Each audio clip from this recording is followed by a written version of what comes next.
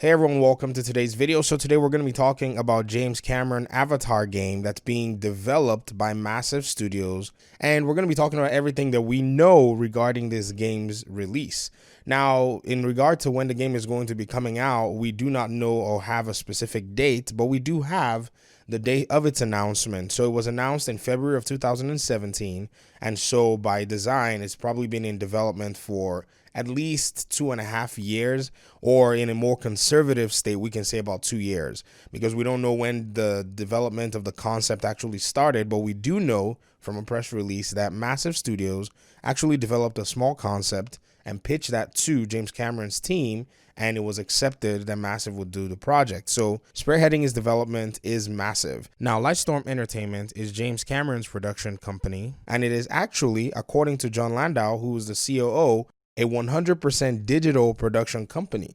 So Lightstorm Entertainment brags about its production capabilities in the sense that it can do a whole movie 100% digital. In fact, John Landau himself says that Avatar will most likely not have been produced were it not for the capabilities of digital production. And this means they use mocap, CGI, and all of that good stuff that adds some really beautiful effects to movies. In fact, Avatar is one of the highest grossing movies of all time. I think right now it's probably number 2 or number 3 in highest grossing movies that have ever been produced. Now, this Avatar project, in terms of the game, is going to be developed on Massive Snow Engine, which is also a very detailed engine in terms of world building, world design, and production. I think one of the really important things that stands out in terms of the communication that's been released regarding this new game is that James Cameron and his team have been really impressed as to how Massive's engine is capable of building worlds as seen in Tom Clancy's The Division, and maybe even The Division 2, because I think maybe in the pitching, or if you want to maybe envision the pitching meeting,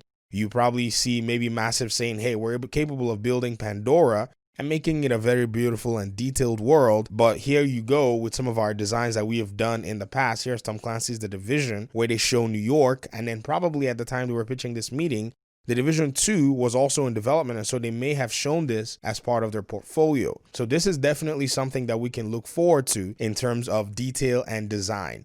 Now, regarding gameplay and regarding aspects of the game, we don't know anything, but there is something that's pretty important that we need to take note of, is that the game is being designed on the Snowdrop engine. And being designed on the Snowdrop engine means it's going to get a lot of detail. It's going to look very pretty. If anything, the Snowdrop engine is an engine that is well known for how beautiful it can make its world building look.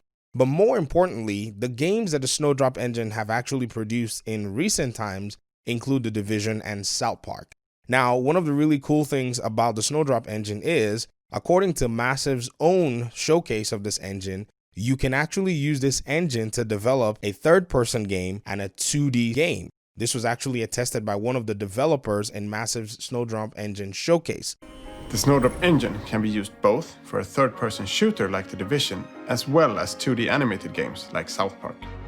Now, why is this very important? If we look back at the first Avatar game, you're going to see that that game itself was a third-person shooter, an adventure game. I think Massive will most likely continue with that third-person tradition in terms of how the game is, because it is much easier to experience the beautiful world around you from a third-person gaming perspective, which is something that Massive are actually experts at. Now, it's not going to be a first-person shooter, in my opinion, because I think this goes away from what Massive is actually well capable of developing and will most likely not help you notice the world around you. When you're in a third-person view, there are so many things that you can notice more than when you're in a first-person view. Not saying that one is better than the other, just saying that there's a different experience overall. Sometimes first-person is designed specifically for more immersion into specific aspects of the game, while third-person is more indicative of you needing to experience the entire world around you. And I think this is something that is most likely appealing to Lightstorm Entertainment and James Cameron for them to have gone with Massive.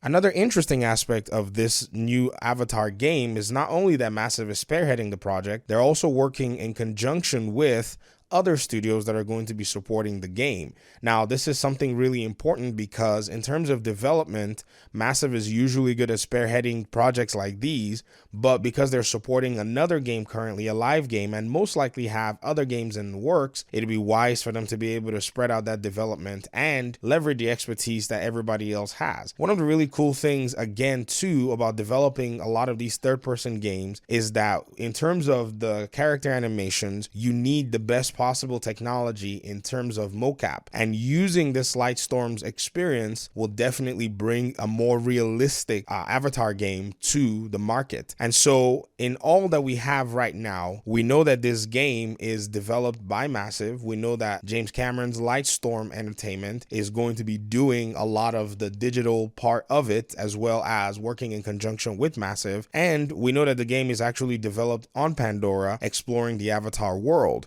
In terms of release, though, that's where we have no information at all, but we know that the next Avatar movie is scheduled to be released in 2020. So far, no delays have been announced or no pushbacks have been allowed. So until we find out more information, we don't know when this is going to be put in terms of marketing or it's going to be put out there. But we can interpolate that if this game has been in development for about 2.5 years, then most likely we're going to be seeing the game being released around the time of the movie or around after the movie has been released to kind of accompany it. But, you know, right now we're very limited on our information that we do have, but we can always bank on what we already know. So my biggest guess in terms of this editorial is that we're going to have a third-person game, and that's based on the Snowdrop engine. Now, we don't know if the Snowdrop engine can make a first-person game, not that we know of anyways, but we do know that Massive has worked on a first-person game in terms of Far Cry 3. They worked on the multiplayer of Far Cry 3,